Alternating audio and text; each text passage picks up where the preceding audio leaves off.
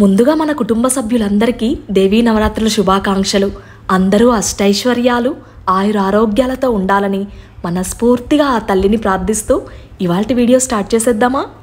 ఇక శరన్నవరాత్రుల్లో ఈ రెండవ రోజున నేను పూజను ఎలా చేసుకున్నాను, ఎలాంటి నియమాలను పాటించాను, మీకున్న సందేహాలతో పాటు చక్కగా ఈ దేవీ నవరాత్రుల్లో ప్రతి ఒక్కరూ చేసుకోగలిగిన ఒక పవర్ఫుల్ రెమెడీని షేర్ చేయబోతున్నాను.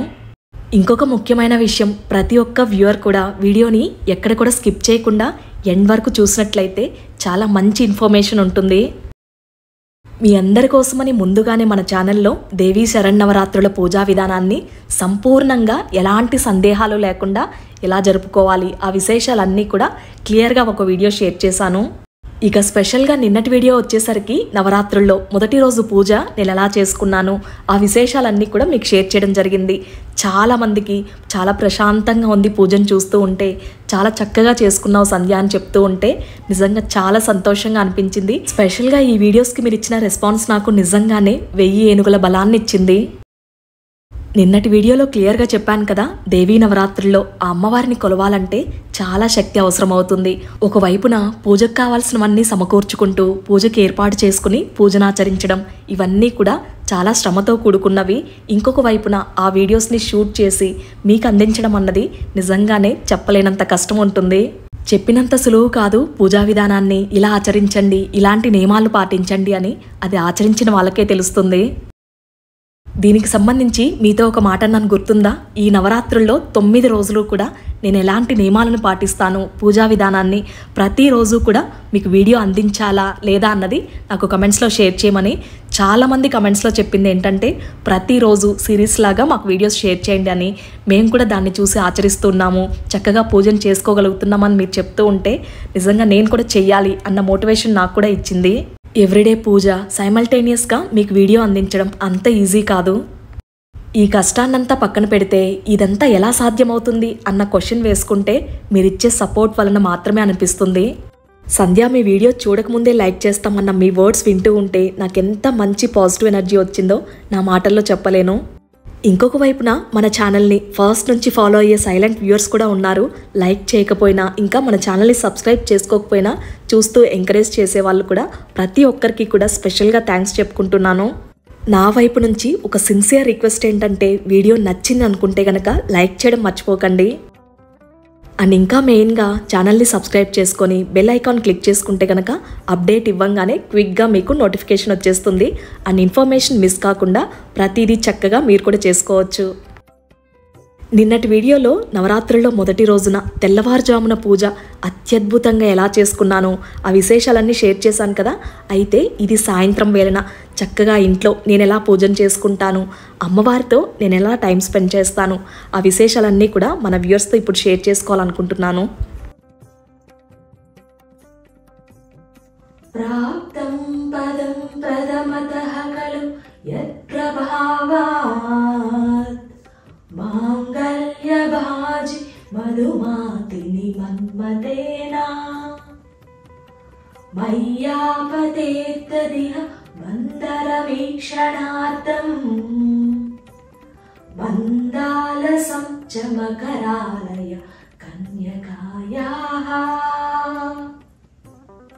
విశ్వామరేంద్రపద విప్రమదానదక్షం ఆనందహేతురధికం మురవిద్విషోపి ఈశన్నిషీదతు మయి క్షణమేక్షణార్థం ఇందీవరోదర సహోదరమిందిరాయాః ఇష్టావిశిష్టమతయోపి యయాదయాత్రా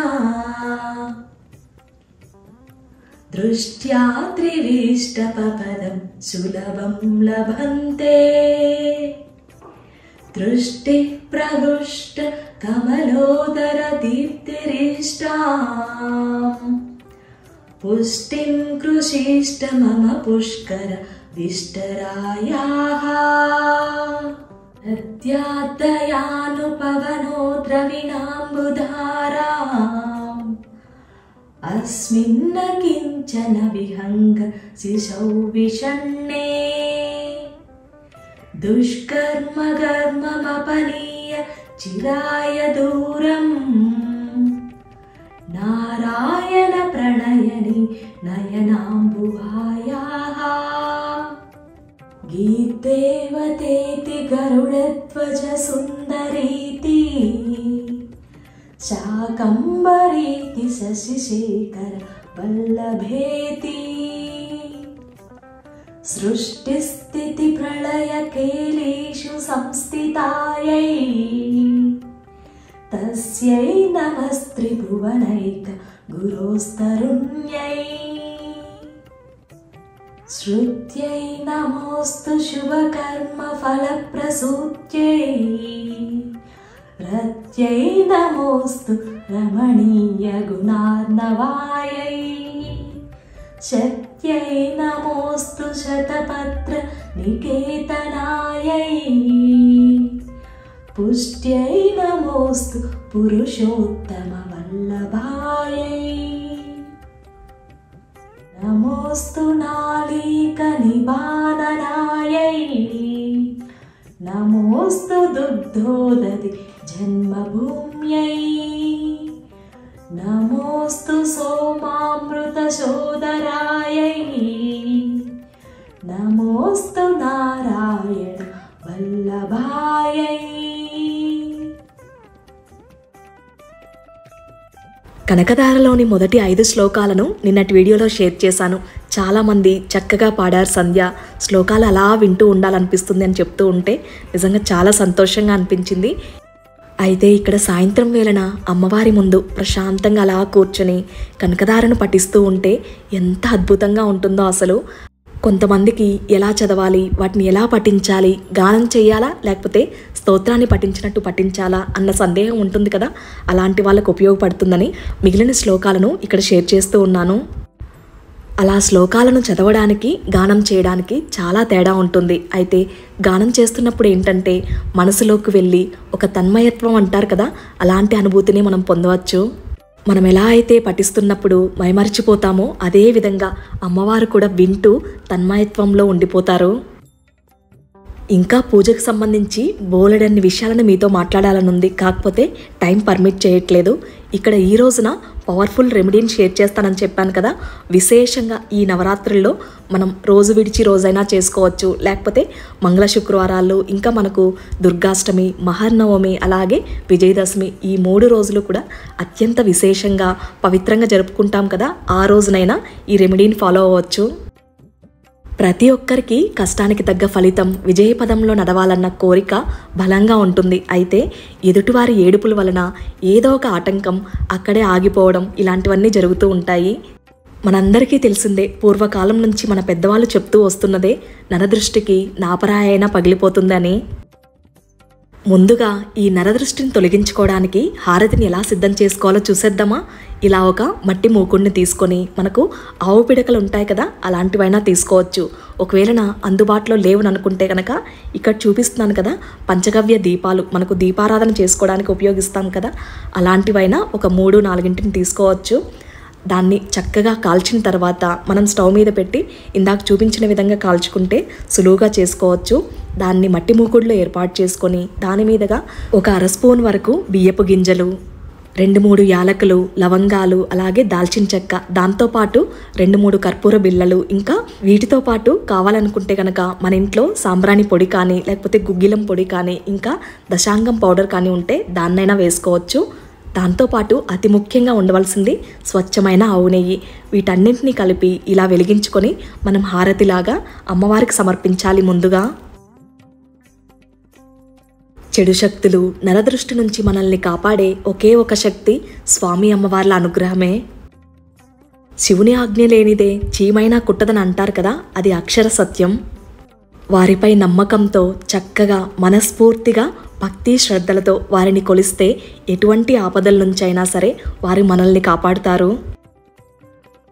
ఎప్పుడూ లక్ష్మీదేవి అనుగ్రహాన్ని గురించి మాట్లాడుతూ ఉంటాను కదా, ఈ రోజున దారిద్ర్యం గురించి చెప్పాలంటే మనం చేపట్టే మన కర్మల వలన దారిద్ర్యం సంతరిస్తుంది. అలాగే మనకు సంబంధం లేకపోయినా కొన్ని బాధలను అలాగే దారిద్ర్యాన్ని కూడా మనం చవిచూడాల్సి ఉంటుంది. ఎవరి సహాయం లేకపోయినా మన కష్టంతో మనం ఎదుగుతున్నా సరే 100లో 99 మంది మంచి ఆలోచనతో మనల్ని ఆశీర్వదిస్తూ ఉన్న ఆ 1% ఉంటారు కదా, అలాంటి వాళ్ళ వలన ఈ చెడు శక్తి కానీ లేకపోతే నరదృష్టి కానీ మనకు ఎక్కువ అవుతూ ఉంటుంది.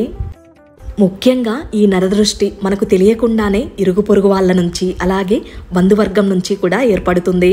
చెడు ఆలోచనలతో ఉన్న వాళ్ళ దృష్టి మనపై పడడం వలన ఇంట్లో అనారోగ్య సమస్యలైనా సరే, నష్టాలైనా సరే మనం చవి చూస్తూ ఉంటాము. అలాంటి వారి భయంకరమైన నరదృష్టిని మనం తొలగించుకోవడానికి ఈ హారతి, ఈ ధూపం చాలా చక్కగా ఉపయోగపడుతుంది.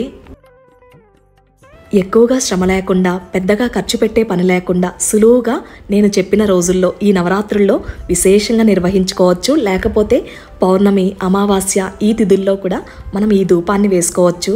చక్కగా ఇంట్లో ముందుగా స్వామి అమ్మవార్లకు సమర్పించి పూజ గదిలో సమర్పించిన తర్వాత ఇల్లంతా కూడా ప్రతి మూలన మనం ఆవు పిడకలను చక్కగా గ్యాస్ స్టవ్ మీద కాల్చే సమయంలోనే మనం వంట చేసే స్థలం కూడా శుద్ధవుతుంది. చక్కగా ప్రతి రూమ్లో ప్రతి మూలన కూడా వేసుకోవచ్చు. అలాగే గుమ్మం దగ్గర ప్రత్యేకంగా దీన్ని ధూపంగా సమర్పించాలి. ఈ చిన్న ధూపం వలన మన ఇంట్లో హోమం చేసినంత ఫలితం లభిస్తుంది. మీరందరూ ఎదురు చూసే విధంగా ఈ నవరాత్రుల్లో విశేషంగా ప్రతిరోజు కూడా ఒక ఆసక్తికరమైన విషయంతో మీ ముందుకు వస్తాను. మనందరిపై ఆ తల్లి చల్లని చూపు ఎల్లవేళలా ఉండాలని మనస్ఫూర్తిగా కోరుకుంటూ మళ్ళీ మీ అందరికి ఉపయోగపడే ఒక చక్కటి వీడియోతో మీ ముందుకు వస్తుంది మీ సంధ్యా రూపే.